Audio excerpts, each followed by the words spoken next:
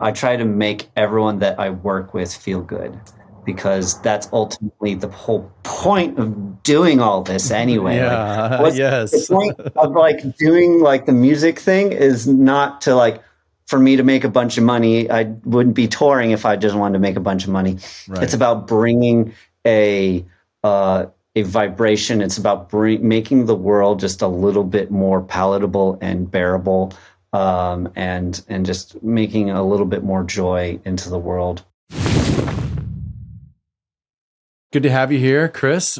AHEE, Good to thanks see for you, being Jesse. here, man. Yeah, lovely. How are you doing? Where are you at?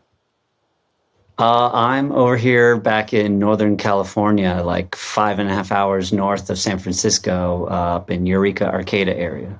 Okay, so you're home for right now? I'm home for like 3 days on this tour. Nice. Wow. Yeah, and you're on a massive tour right now. You've been playing with Big Gigantic and some dates with Subtronics. How's that going? Yeah. The shows have been really great. It definitely, like, this is the most I've ever toured. We're doing like 18 shows with Big Gigantic this month in February. Wow. And so, like, yeah, it's a lot. This is the most I've ever been away from home, like being in a different city every day, just figuring out logistics and whatnot. You know how I do all the tutorials and whatnot on my Mm-hmm. YouTube? Yep. I sort of want to do a tutorial on how to survive touring. Yeah. I was going to ask you, are you doing okay? I saw a comment from Sticky Buds on one of your posts that was like, be careful for burnout. And so like, how are you Oh doing? yeah. How's your health and your mental health holding up? Well, I've set up a good number of things to like help me out. Like, I don't really smoke or drink anymore, and also I have like protein powder that I travel with, and then also I have all these weird digestive issues, and I have a weird complex relationship with food, unfortunately, and but I found this like powder stuff that like helps.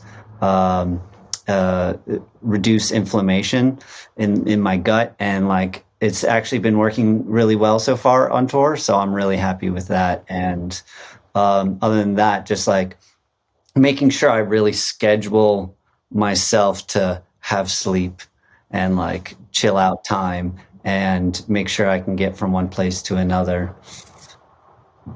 But it's definitely sometimes it's like go to sleep late, wake up early, and then try to grab a nap in the afternoon, kind of Yeah. thing.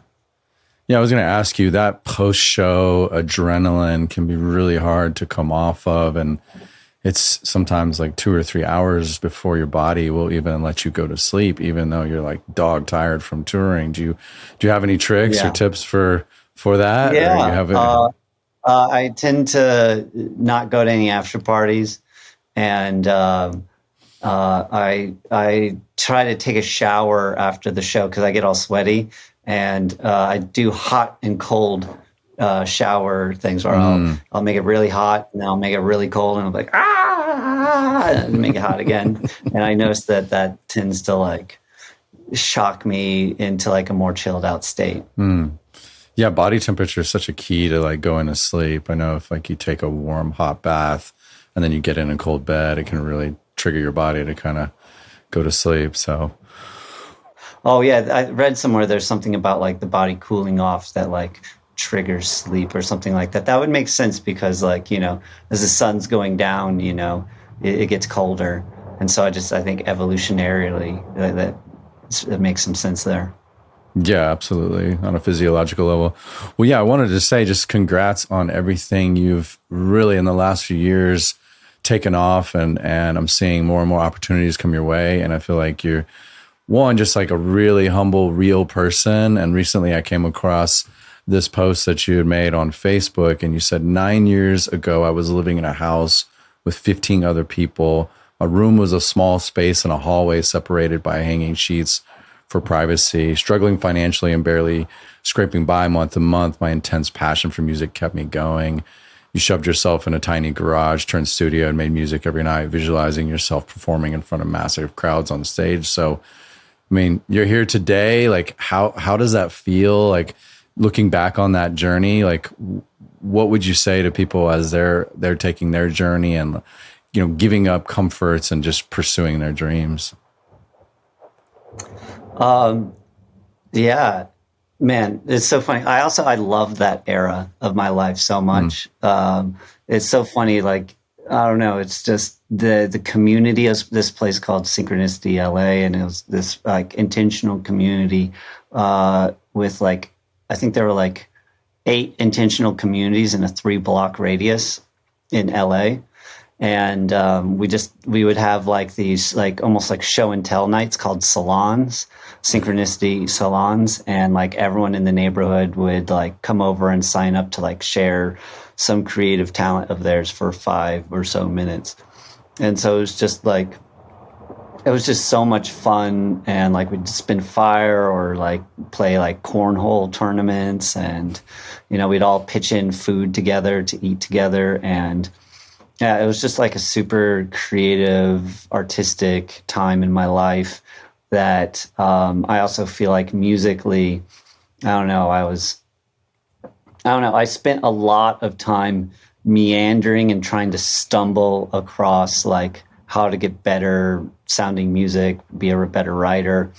And so I feel like one of the big things is honestly just like doing that like YouTube college kind of thing mm, where like you really focus in and try to learn as much as you possibly can. And that's why I ultimately decided to like start my YouTube channel, is so that way I could like help other people out, because like of all the things I wish people had told me along the way, to the point where now I'm like thinking of doing a YouTube tutorial for touring. And absolutely. I guess like the mentality of just like being in that struggling position, it's like fight or flight almost kind of thing. And I remember like I would wake up at like 5 a.m. to go work at a farmer's market around that time as well, or just like do weird odd jobs, or I don't know. I just made it though so that way whatever job I was doing, it had to be creative work. I guess less so much the farmers market, but really tried to make most of my work creative work around that time, because I was prioritizing my time and my space to be able to be creative and learn over making money. And Yeah. with electronic music, there's just so much to learn that you really do need that time and space. And so I would say to other people doing it, don't do it alone.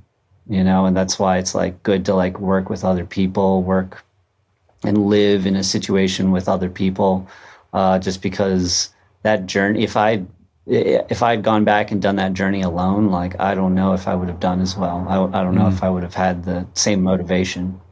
wow. When I went to college at University of Texas, I lived in a place called the Taos Co-op, and that cooperative living space. I think yours was much more creative focused, creative arts focused, but there was something to that magic, and the fact that it was community run and that we all had to work and cook and clean for each other is such a Yeah. better model than living in a dorm with people and having, a RA that's kind of setting the rules. It was just, we all had to vote on like who would join and who could be in the house next year. And Yeah. there were, meetings and things like that. And that's powerful. It's empowering. So yeah, it sounds like that was almost like a self-imposed, like you said, YouTube University, and your YouTube channel. It feels like that's been one of the keys to your success. Not only that, but like how much music you create, but then you're sharing your knowledge as you're working really hard to learn this and not keeping it, just to yourself. It seems like that's been opened up a Yeah. lot of doors and worlds for you. Yeah. I think a big thing to success is knowing how to help other people, and helping other people in a way that, they don't know that they need the help, or Mm, like searching for things that people want help with, but don't necessarily know what they want within that help. And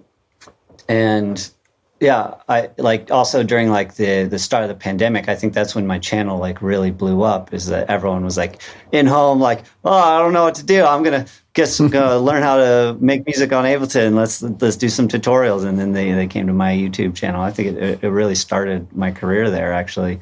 And then yeah, I just, my mentality in doing it was like, how can I help the most amount of people with what I'm doing? And I just think that kind of that perspective, I think, just sort of leads to that, in combination with actual like practice. And because like, yeah, at the beginning, there's no way I could help other people, because at least in terms of music production, I had to help other people in other ways. I had to help people achieve creative goals in a myriad of ways. I think that's pretty much all of my entire career, is just figuring out how to help people in a creative endeavor. And it led to me being more financially secure eventually. And yeah, it's just, I think that's like the ticket there. And I think a lot of people just like sort of wanting to withhold information. I don't know. You could go that route, but you know, it really depends on what your life's circumstances are. But I feel like if anyone's like struggling financially or struggling to find purpose or direction in life, I find that seeing others step up their game and improve themselves, and you improving yourself along that way, gives both purpose and also the chance for financial stability. Right. And it's almost like you need to give first, and maybe a lot, before some of those, you know, financial rewards will come. And, you know, like put the amount of work and time that you've put into those tutorials, you know, it took a while. There's a lag to that. And so you don't just see it immediate. Yeah.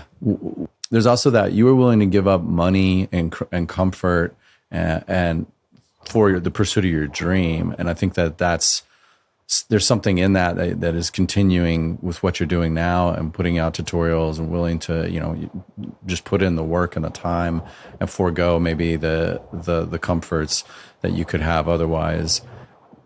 Where do you find the discipline? How do you, what is the mental, like, you know, conversation around that, where of course you want it, but no, I'm so committed to this dream or this passion that I'm willing to give that up? I don't know. That's just, it's just always been a part of me. I unfortunately, people have asked me this. I unfortunately don't have as good of an answer for this kind of question, because I just always knew that I wanted to do this since I was 6 years old. And I just sort of always had the mentality my entire life that I was either going to do this or perish trying.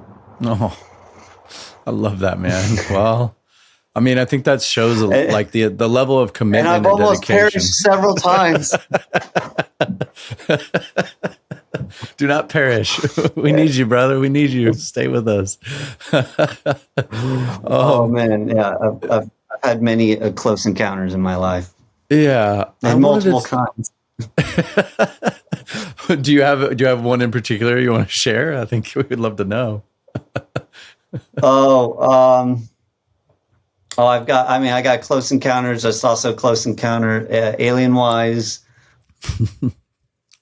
I want to hear an alien story. I think we need to hear an alien story. So I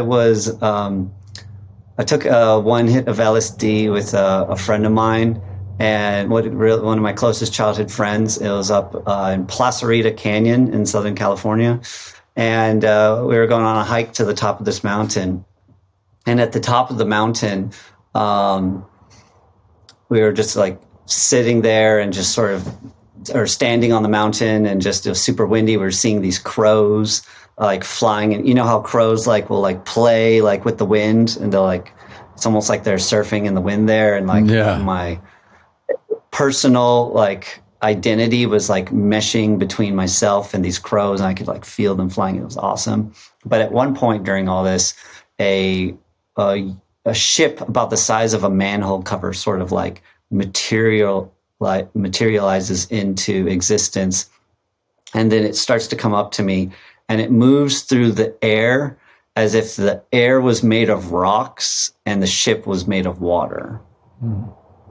So it wasn't like pushing air out of the way like, most anything else does, but it was like coagulating through the materia of the air while still maintaining its shape. It's sort of undulating, and right? Undulating. it was less undulating and more, because it wasn't like wiggling. It was it held a steady form, but it just didn't disturb any of the air. It was like moving through the gaps in the electrons, like at that quantum level, without like its electrons and materia did not disturb the other ones. It's a really interesting idea I never thought of before.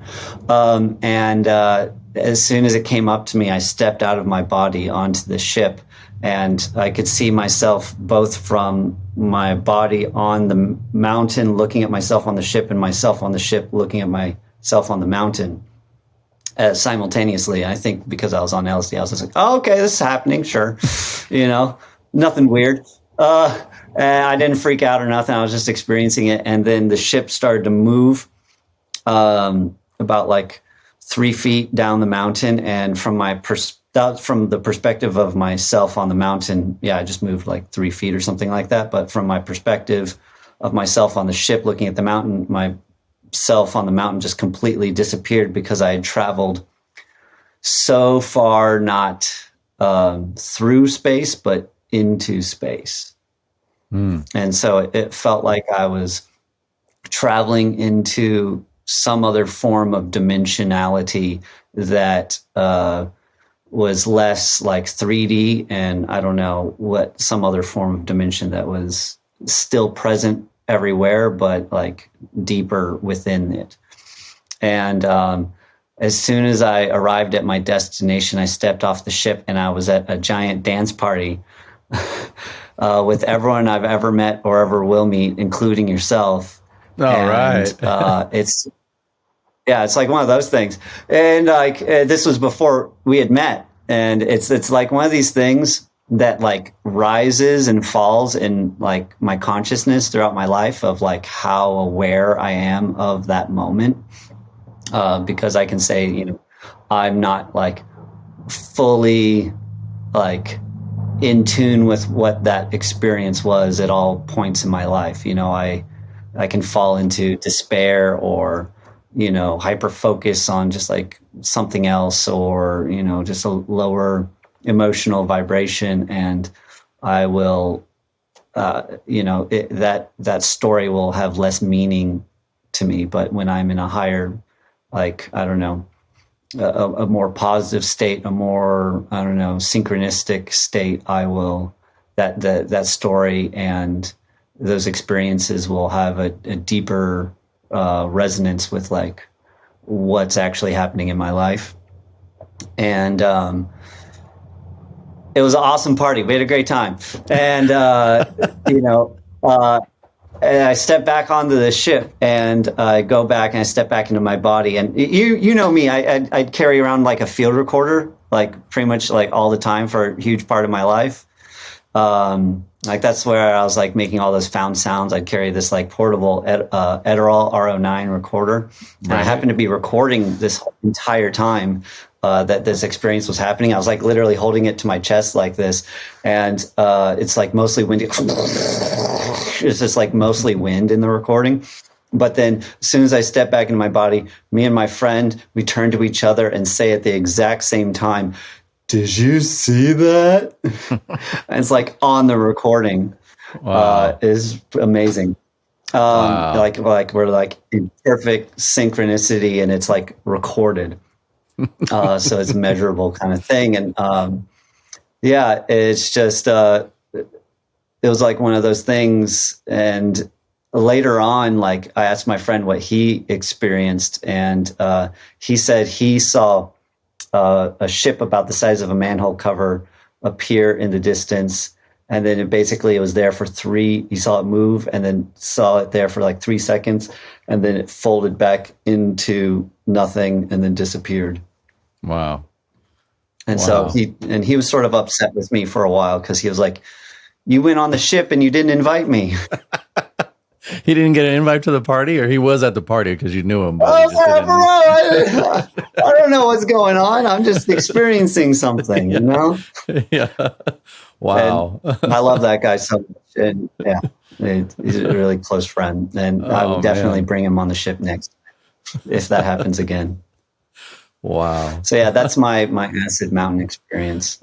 And so to me, it's led me to have like I've also had like a physical encounter with the UFO where I was at a Firefly music festival in Arizona. There's 2 Firefly festivals. One of them was near Flagstaff like years ago. And I think it was the last Firefly. I think it was maybe 2014, something like that, 15. And I was talking with a friend and we were just like chatting for a while, and I was looking at the stars and I noticed like a really bright one that I didn't recognize. I love looking at constellations and pointing them out. And I saw one I didn't recognize, and I was like, that's super bright. I'm like, what is that star? It's like twinkling so bright. And my friend who I was talking with happens to be one of these people that he was he would run the audio for the UFO National UFO Congress that would happen every year in Arizona. And so he's very, very familiar with that stuff. And he's like, oh, actually, that's a UFO. They have a military base over there and they're interlinked with consciousness. And now that you've pointed it out, they'll probably move. And then as soon as he said that, this thing like zips like maybe 30, 40 degrees across the sky and then does like a 45-degree angle up and just like disappears into the night sky. And it does it like that. And I'm just like, I've never seen anything move that far of a distance that fast in my life. Wow. And so since like, it's like one of those things, like it was staying still for 5 minutes, like we were having this conversation, and then it just zips and then zips. And it's like it's one thing to like hear these stories, but it's another thing to actually see them, because I think like, it's like if you were to describe like a eclipse to somebody, you know, they can get like an intellectual idea of like what an eclipse is like. But if you've ever experienced an eclipse, you know that it gets cold and you feel the coldness. Like, and you can hear like all the animals go silent because like, like the birds go silent in the night. And it's just like, there's a internal emotional, like, experience that goes along with observing, phenomenon, that are just like, I don't know, beyond the regular human experience to some degree. And so for me, it created like this deep fascination, which is why my brand is all UFOs, consciousness. And I don't know if you can see it. Yeah, I can. Yeah, absolutely. So it's like, it's all interlinked, right? and then as like someone that is really interested in sound and physics, I really started to. I think it was in 2015 when we discovered that, as humanity discovered that gravity is a wave with the detection of the first gravity wave in 2015 with the LIGO system. That's when my imagination and creativity just started to like spark of like, well, now that we know gravity is a wave, what other aspects of waves can we now apply from to gravity? And so, I'm sitting here. I'm a sound engineer. I'm teaching people on the physics of how like how sound wiggles out of speakers. And sound design, and like, so I'm just like, okay, with all this knowledge of sound design, like, can I apply all these concepts to gravity now? And what creatively, like, how could that play out? What would that look like? And I started specifically thinking about resonance, and resonance. I guess a physical example of resonance is like, imagine a punching bag hanging from a chain from the ceiling, and if you like hit it with a baseball bat, and it just sort of jiggles around, or you could push it with a sort of continuous motion, like a swing, and eventually that punching bag would eventually get enough momentum and, like, swing out. And so it's that continuous input of energy that builds up over time and amplifies itself. That's a physical example of resonance. Right. So another aspect of reality is that anything with mass also has gravity. That's part of E equals mc squared. And so technically there's a ambient field of gravity, anywhere in the universe. So I was thinking, what if you could resonate the ambient field of gravity just in front of whatever vessel you're in, and so that way you can fall in any direction. Got it. Yeah. So you'll be able to really manipulate gravity to your own, to your desired way, rather than sort of being affected by it. Yeah, and what's interesting, like, so, like, I'm out on tour, like, I spend so much money on airplane flights. Oh my God, it's awful. But so I get upgraded to first class often nowadays. And at the end of last year, I got upgraded to first class, and I happened to sit next to a fiber optics specialist. And we had like this really deep conversation about like how fiber optics work, because we were sort of using analogies between sound and light to like talk with each other, because he really understood light, I really understood sound. And then basically what I learned is that part of the thing, like so fiber optics, how they work is not fully understood. And the part that's not fully understood is that they're in the tube that is the fiber optic cable. It is doped or like injected with this material called erbium, which is element 68 on the periodic table of elements. And it's like erbium, something like that, erbium. And basically, because of the outer electron shells in this thing, when light passes over it, it actually amplifies the light signal. And that's like how these fiber optic cables work. Like there's how there's these giant underwater cables that go across the ocean. So basically, this guy was like a quality control guy for those things. Wow. And he taught other people about like how fiber optic cables would work. He would like teach like the engineers behind that Google would hire or something like that. And so there's this idea that when light interacts with this particular material or this particular element, that it amplifies the light signal, the signal of the light. And I was like, okay, now is there a way that we could amplify other waves, maybe gravity waves? And this guy was like, I don't know how or what, but it's a wave. There is a possibility that it could work that way. Maybe it would be a higher number in the periodic table of elements, but it made me think like, oh, there is scientifically a possibility that a similar phenomenon could happen with gravity waves as it does with light waves. Sure.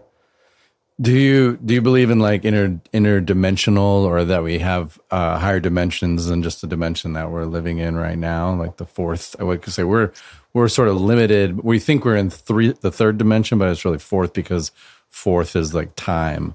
So do you believe in like the fifth and sixth up to the 10 dimensions? Have you read about that? I mean, like my story earlier, I experienced some other traveling in dimensionality, but I feel like it was.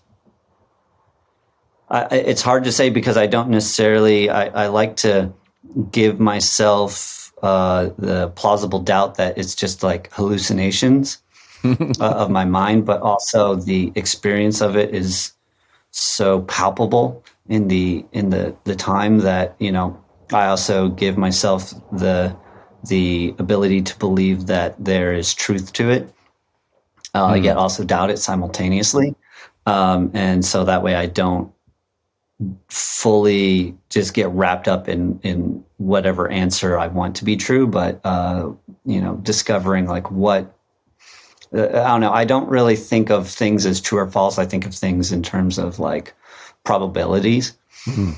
And I think that my experience definitely showed me that there is a strong probability for multiple dimensions in a way that we don't necessarily understand. And I'm reading some interesting patents right now, just sort of talking about how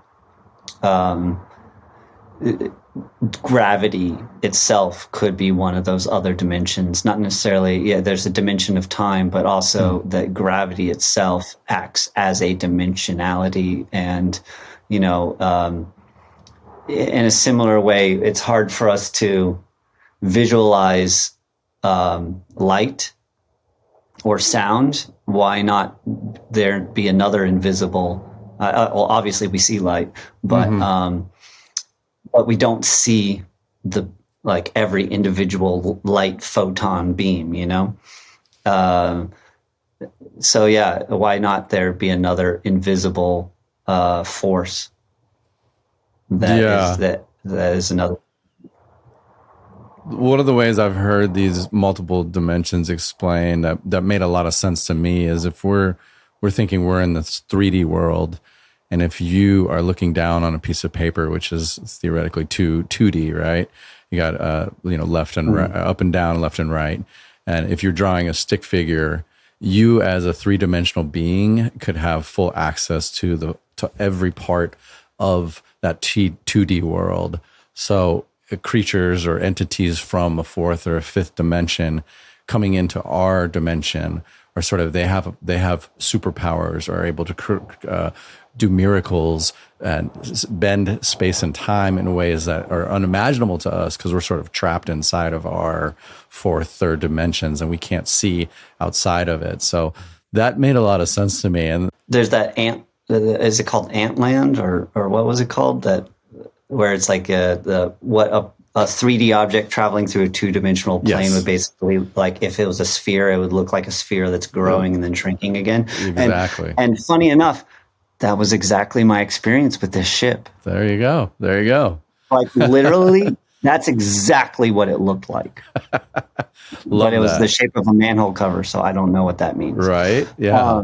There's another part, there was an emotional component to it too, that when I saw it, like I had the emotions of like I was seeing, like I was a knight seeing my trusty steed after a long time. It was like I felt like a emotional resonance, like companionship with the ship. Companionship with the ship. I love that. Companionship. Wow, well, I feel like you have endless stories with this. I love this. I did want to kind of bring it back to the music career. I had one question about, I was looking up the labels that you've released with. I think it's Bass Rush, Cyclops Recordings, Subsidia, Circus, Play Me, Sleeveless, Dome of Doom, Low Frequency, Mall Label, Impossible Records, Gravitas, Shadow Tricks, Punk's Music, and Moody Music. So I just wanted to hear, like, what has that experience been like? Because this is advice that I give artists that ask me, like, what should I do? Should I self-release? Should I look for a label?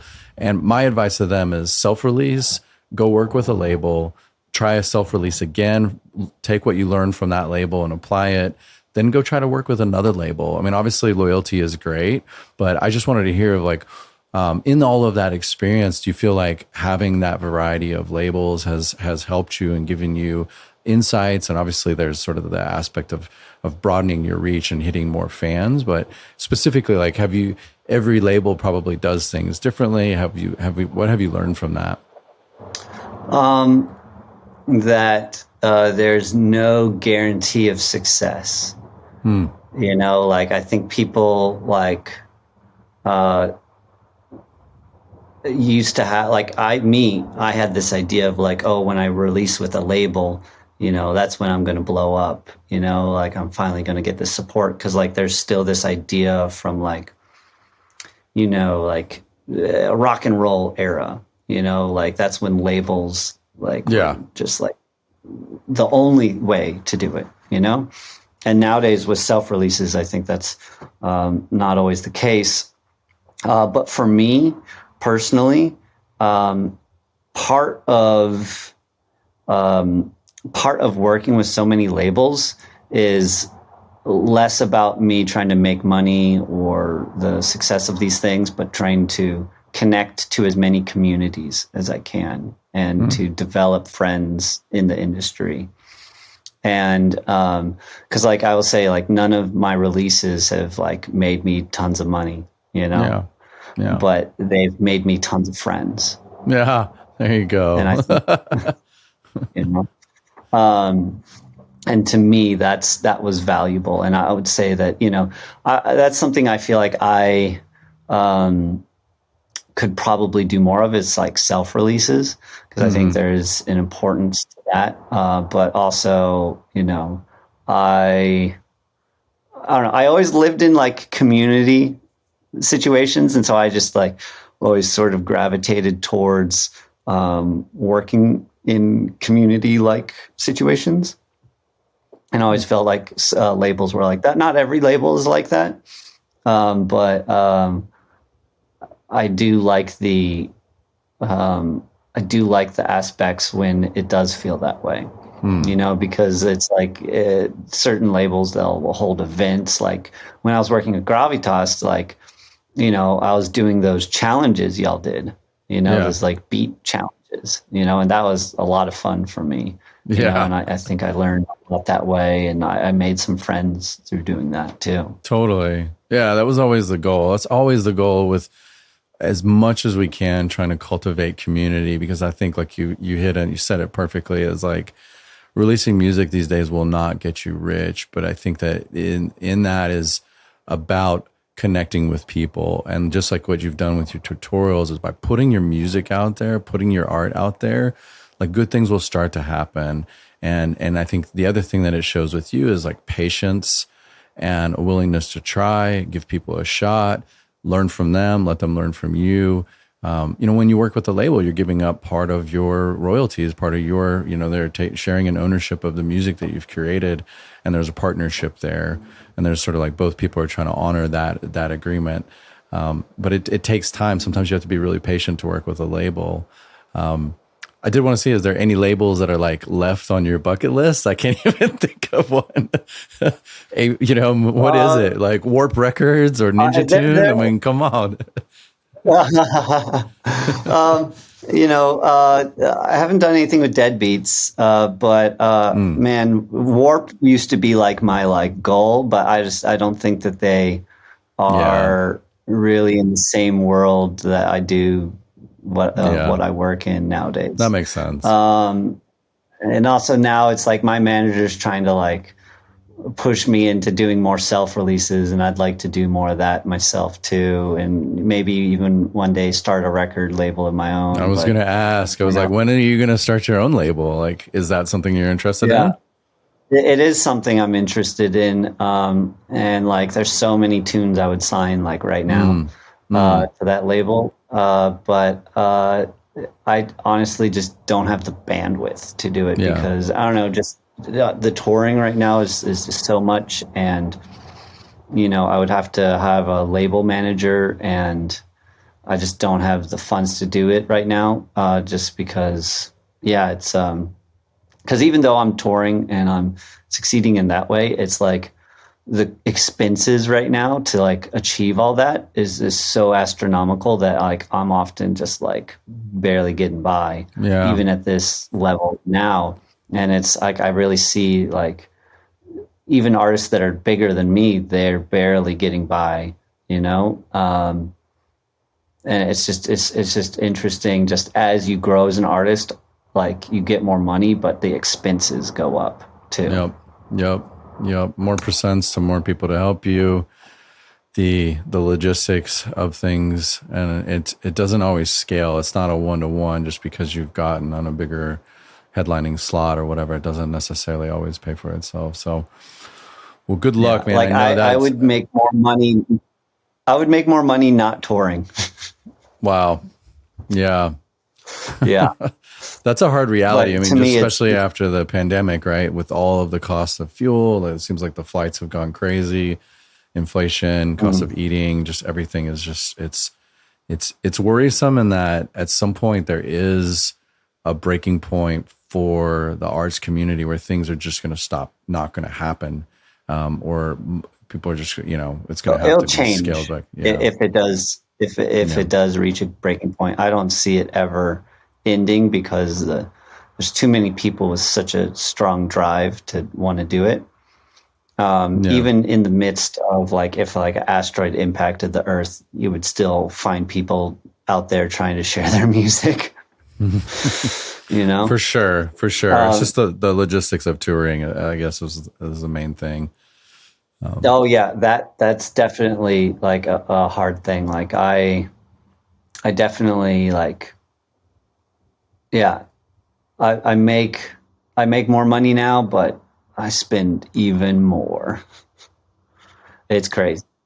And also it's like I feel like a lot of people don't really understand that about the industry. Like, there's this perception that like, oh, you're playing these big shows, you must be making all this money, and it's like it's definitely not the case. And I'll say that it's a continued sacrifice because it's like I'm just this is what I've always wanted to do, and I'm trying to like build up so that way I can. It's just also it's I just realized, oh my god, uh, the more money I make, the more I'm just gonna put it back into the art. Yeah, Oh, that seems like because that's that's your what I'm gonna be way. compelled. That's what I'm gonna be compelled to do. I'm like, oh, I've got money. There you Let's go. make the art crazier. Well, Oh my god. the thought came to me that it's one for sure, right? As you get on a bigger stages, like you're going to want to bring better visuals and team members and things like that. Is Big Gigantic? They're not doing a bus tour. These are all just fly-in dates. They're doing a bus tour, but I'm not on the Okay, bus. okay, you're not Yeah, on the bus. it's Got it. challenging. Yeah, Yeah, yeah. Well, yeah. Though I'm doing some ride shares with people. I'm doing some flights, and then I'm surviving. what do you think about the idea of like transparency? Like recently, we just rebuilt the Gravitas Recordings website, and I'm really excited. We really haven't really talked about it publicly, but one of the things that we plan to do, it's sort of modeled after Bandcamp, but specifically with Hmm. Bandcamp, you can't change a lot of things about Bandcamp. The UI of the pages are very set in stone. But with this, we Yes. tried to make at least our first attempt at what we think is like the perfect music landing page where you can have a music video, you can have your merch, you have the artist tour dates, you have, if you want to book that artist, there's a button right then and there to do that. You can buy merch bundles. You can, And then more specifically, you can say donate and download. So if you want to download the music, we're trying to communicate that this is, Gravitas has always been sort of pay what you want. You can download the music from Bandcamp for free if you want. And what we're hoping is that after a while you go, wow, I've downloaded, 5 or 10 of these releases. I should throw these guys a 20. And we see that it's slowed down because less and less people want to download music because of the dominance of Spotify and streaming. But in that idea of like a 1,000 true fans, we believe that someone like yourself or an artist that has kind of built up their fans, that people will be excited to contribute. So one of the things that happens when you push the button, donate and download, it opens a screen. And instead of just being an empty box, like Bandcamp has an empty box that you just put your donation in, we have the buttons like $1, $5, $10, or 20. And that's sort of the supermarket model where it's like, hey, you want to save a kitten, yeah, hit that $3. And so then on top of that, we're showing in this dialogue box, and we're going to experiment with this. We haven't tried it yet, but we're actually communicating it took this much money to bring this release to you. And by having some transparency, we're hoping that people in our community will be excited and feel like, yeah, we should contribute this. So it's sort of that GoFundMe, Patreon type model where we're saying like, do you want to donate and download? Help bring this thing to be. So that's exciting. And the one last piece of it is it's set up to be able to work in harmony with a charity. So if the artist chooses to say, I want to support a charity, they can select that charity, and then that charity also lives on that landing page so that people can learn about it and be inspired by that. That sounds cool. I like the idea of sort of showing what it cost to release the record. Yeah. And like sort of showing like, oh, has he made this back? Has he made more than this? Like, yeah. Well, like what are the profits from it? What percentage has gone to charity? I think that's that transparency there actually might be inspiring, or I don't know. I don't know how we'll would see. Play out. It might be a giant headache. I think there's lots of problems that we might run into, but I believe there's always in that problems. Idea. Yeah, I believe in this idea, and I think we saw this with NFTs, right? It was like they are certainly in a challenged headspace, and I think everyone got really tired of hearing about them. But the beauty of that NFT was to turn some of these economic models of art on their head, where we're thinking about rarity and excitement about owning a piece of digital music, which we've devalued digital music so much, and Spotify and streaming has just made it so accessible that like the entire world's information and music is at a tip of our fingers, and we still tend to listen to the same like 200 300 songs, which is kind of insane. So that these ideas, like we have to present this to people in unique and interesting ways so that it feels exciting and fresh and unique. But if you're just driving people to Spotify, they're going to listen to that tune and they may or may not never come back. So that's where, again, that's landing page. I want people to come to these landing pages and be so excited about this music video or this artwork, and the artist can tell their story and people can dig in. And so I don't know, when we worked with you with Spellbound, like that release was really exciting. And there was so much going on, and like we as the label working with you, like I was really excited because this was like some different musical territory for Gravitas, and you were a new artist that I think I saw was like, hey man, this guy has got so much potential. He's working so hard. He's definitely coming up. I mean, this was 2019, and like the artwork that we put together with Seth Grimm and like the way that all came together. Yeah. Like he really captured this beautiful essence of you and like your quirkiness, but also like it made you look so, fun and cool. Like we brought that to life together, and all of that story kind of gets lost when you're just sending people to this fan link. And then it's like, okay, do you want to go to Spotify or iTunes? So I own a web agency. I build websites for a living. And so I was like, I got to do this. Like I'm in a unique place to do this. Yeah. So anyways, there's that, I remember when I would buy CDs or cassette tapes that like there was like the liner notes, Yes. and like you would Yes. experience this like story that like came along with the music, and that was like there'd be pictures in there, and it was just like, oh, Right. I devour And every bit of it. and you were invested, right? You were invested in Mhm. that because you spent $17 on that new Yeah. album, and you wanted to kind of get your money's worth. You would listen from it from start to finish. And I think there's a lot of great stuff about streaming, but I feel like the album Oh, and I is would be so pissed if it was a bad album. like, oh no. Yeah. Well, and that was kind of the dark side of the music industry. It was like there would be like two or three good songs on an album, and then the rest would be like fillers, or even worse would be like, Mhm. especially on rap, would be like answering machine people talking to each other, and you're like, I don't want to hear this. Like, I want music. I don't want to hear your answering I machine. liked those.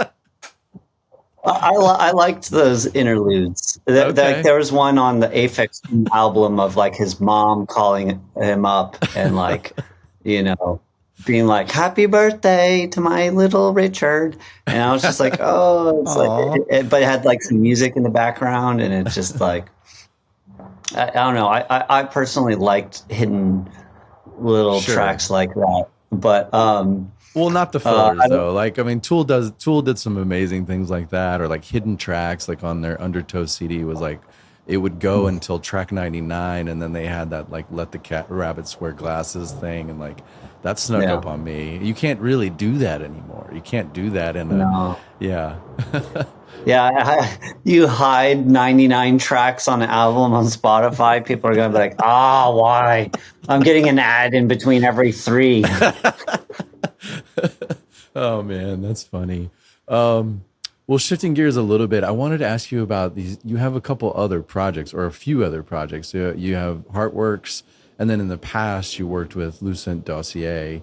Do you want to talk anything about Hmm. that? Like Heartworks is with your partner, right? Yeah, with Ash Tree. Ash. Yeah, we're coming up on 9 years now. So Wow, that's congrats. exciting. We are playing a Lucidity Festival this year, and I'm going to be playing the main stage as AHEE. Yes. But that's really our only show this year is Heartworks. She's more focusing in on her own career, Hmm. doing like farming, Yeah. and she doesn't like traveling at all. And so yeah, we're sort of just focusing, and also Heartworks started at Lucidity, and so that's that's one of the only places that has convinced her to like come back and play Mm. for this year. But yeah, it and then Lucent Dossier, I haven't worked with them in since 2017, 18, something like that. But I mean, they gave me the experience that developed my current stage persona now. Mm. Like I definitely like they were like a circus, like Cirque du Soleil esque, like troupe, but with a Burning Man aesthetic, but with world based music. And yeah, I learned so much while working with them. I learned, yeah, basically how to be entertaining on stage Wow. with them. What do you mean? Like, what do you mean specifically about that? Like, How to not be a DJ that's just like sitting there, and yeah. instead to like learn how to be more expressive and like interesting to look at. I was saying, like, do you feel like there's a challenging line to walk between sort of pantomiming versus really truly being just like having a blast up on stage, or does that come naturally to you? Uh, to me, I don't feel like Yeah. I'm ever. i- If I feel like I'm faking, then I don't Yeah. feel good. Yeah. And then that comes across, and I won't have as good of a show. I've Got it. definitely like I just don't naturally like I can't fake the thing because like I don't know Yeah. when I'm not having a good time, Yeah. um, Yeah. Huh. but or I get more reserved when I'm not having a good time. But when I'm having a great time, I get even more expressive. Hmm. And I don't feel like I'm ever faking it. It's because I don't know, that's boring. to me. Good. Yeah. I mean, I would never think of you as that.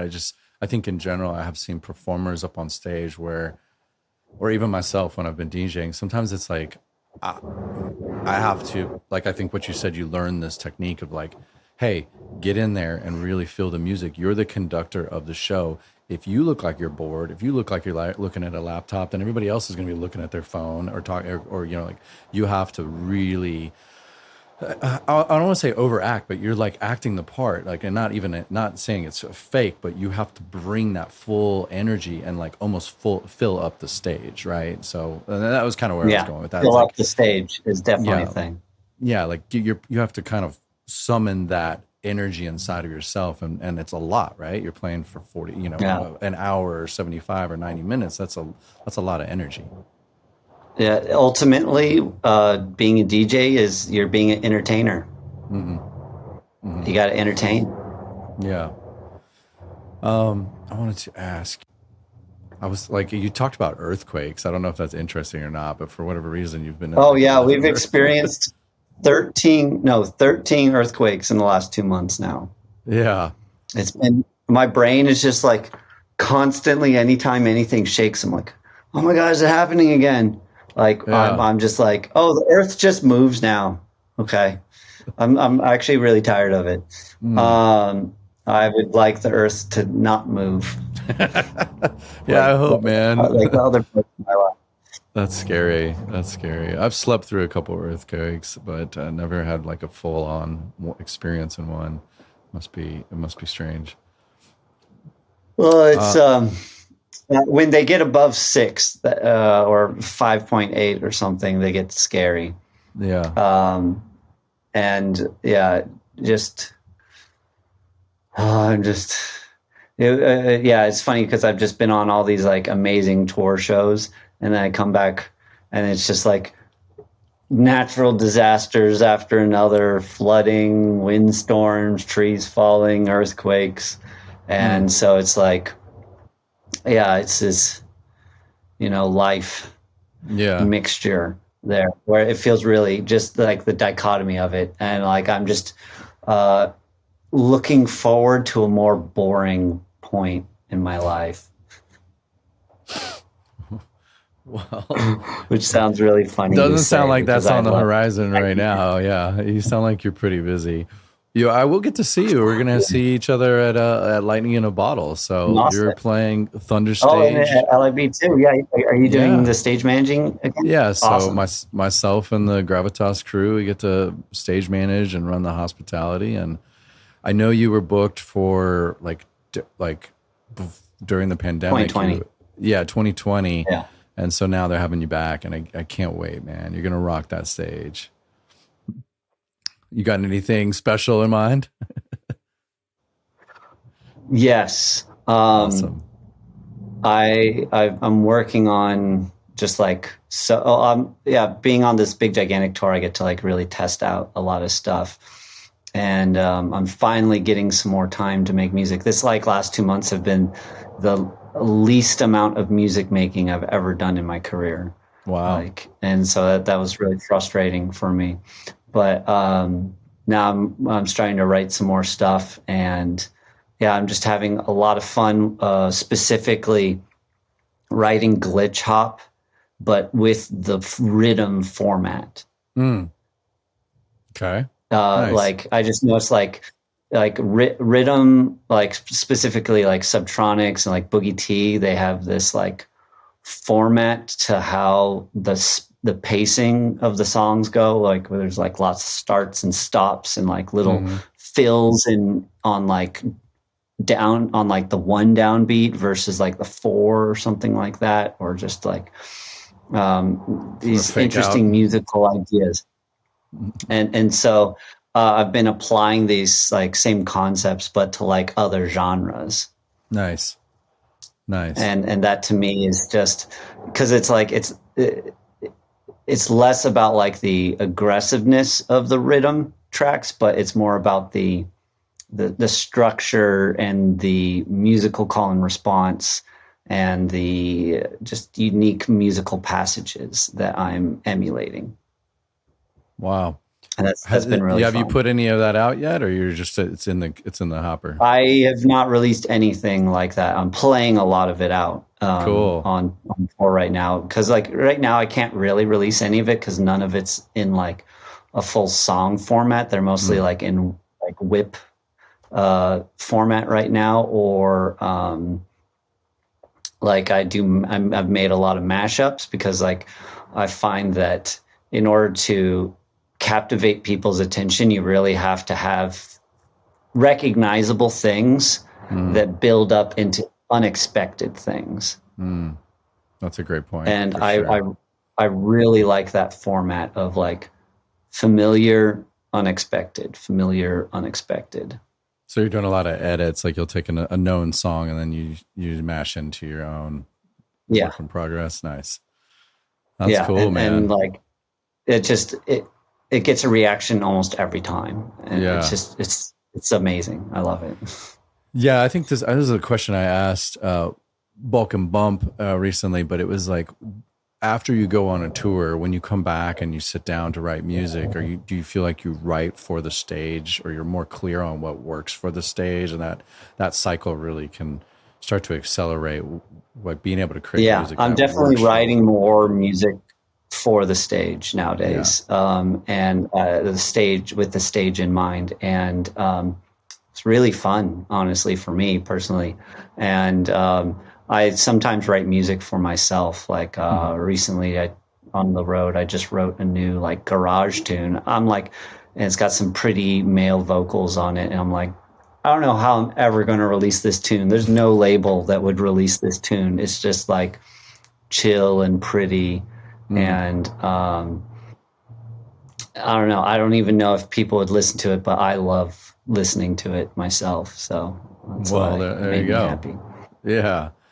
Yeah, it sounds like you have not lost that. I mean, it sounds like you're doing it for yourself first and foremost, and keeping yourself satisfied, which is amazing. I think it's easy.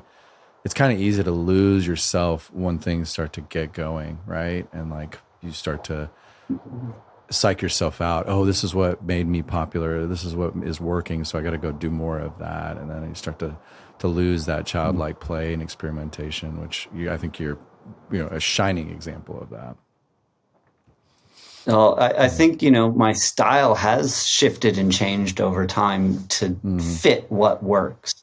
It's because like I'd still, if I was just making music just for myself, I would be making IDM music, Yeah. like, and I would have never grown as an artist, but because I'm trying to find a balance between entertaining myself and entertaining others, I'm actually even more satisfied because like part of what I love doing is sharing that energy in a community like space. And so I'm like creating the music for a live community experience. And I don't know, I get a lot of joy out of that. Just wanted to ask you about your manager, Cris. He used to work with Gravitas. We worked on Gravitas Create. He helped me to launch a course called Find Your Sound. And, I'm so happy that you two have found each other. I just want to talk a little bit about like what that relationship looks like.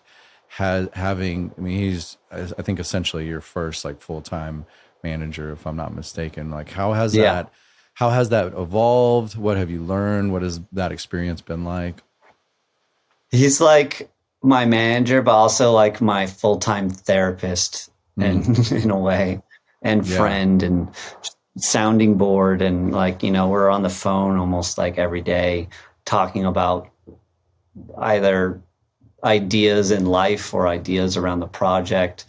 And yeah, it's just, he really believes in the project. Both him and I, just really funny, just like have a lot of similar, like, I don't know, like philosophical interests. And so they align very well. And I think that's so important. Like, I could probably have a manager that's like bigger up in the industry, but I don't know, having somebody that actually understands me as a person and understands also like how to how to grow together I think is so valuable long term. Yeah. And that's what I try to see things in, is like long term scalability and long term enjoyability, and just like what's going to allow me to express myself and continue doing this for the longest amount of time. Because if I don't know, I don't want to feel lonely in the Yeah. process. It's not Wow. fun being successful alone. Yeah. I love that, man. Yeah, and he's such an empathetic person. He feels really deeply, and I know he's done life coaching and other things. And I think he was just kind of getting started and wanting to manage artists when we were working together. And I've managed Closey and Beats Antique and Desert Dwellers and Dirtwire and Blue Tech, and he would come to me for advice. And so I'm so glad I've seen people try to step into that role, and they didn't have that empathetic quality to like be able to listen to someone and go like, okay, I can see where they're at. I need to meet them where they're at today. They're having a really bad day. They're having a really good day. I need to be their cheerleader, or I need to be sort of like a little bit more hard and be like, okay, we're going to get it done. So that's beautiful, man. I'm so happy that you guys have found each other. And I think for me, one of the lessons there is like grow together. Like there's this like, oh, you might just hit it big, and then you get like one of these like industry big up, managers, and that's really more about business and connections. But that process and that journey of growing together is such a beautiful relationship that nobody can ever take that away, and it's such a unique.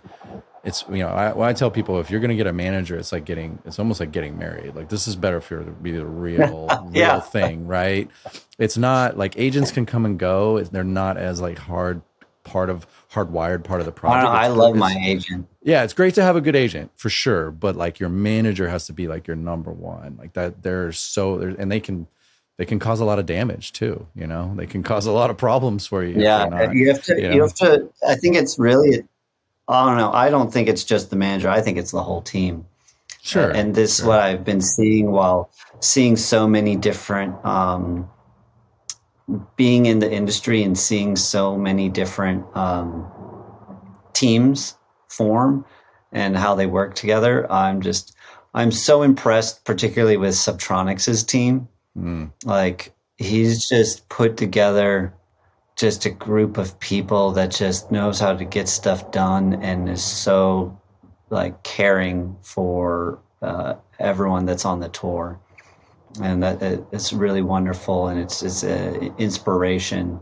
Um, and yeah, and I just see that it's really important to have everyone on your team be really know, because like here's the thing is that people remember how you made them feel, mm, and everyone else on your team is a reflection of your brand. yep, So how everyone else on your team makes other people feel, like yep, that's going to ripple out in the yep. industry. Big time, big And time. so to me, like it's not just about what can this person do for me, but how does this person um, work within like the reflection of what I want to see in the world, or just does this person make me feel good? How does this person make me feel? And how does this person make other people feel? And how do they communicate?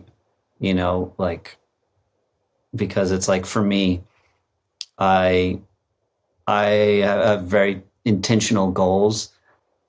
If something seems wrong, I'm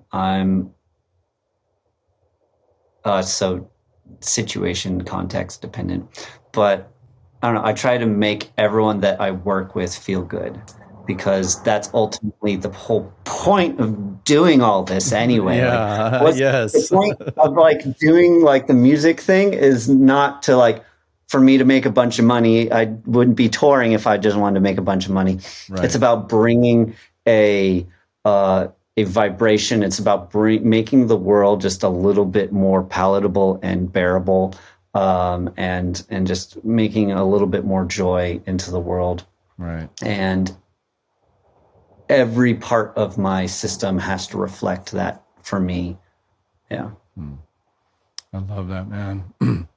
Well, I think that's a great note to end on. I couldn't have said it better myself. So, brother, it's so good to catch up with you. I'm so proud of you. I hope all the best. I can't wait to see you at Lightning in a Bottle. You got any last words before we sign off? Also, I'll see you. Maybe I'll see you in Austin. I'm doing that free show. Oh, that's right. Yeah, definitely. 100%. At Kingdom. And then, I'm going to be at Summer Camp Festival, Lucidity Festival, Envision Festival. And then, let's see here. I don't even know my own tour schedule. I listed off a pretty good amount of them. I just had a new EP come out, the Hypermind EP. There's the tour schedule if anyone wants to screenshot that.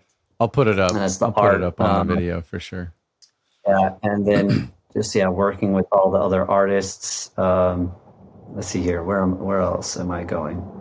Yeah. Oh, and then I'm playing Red Rocks with Subtronics. There you go. For the first time.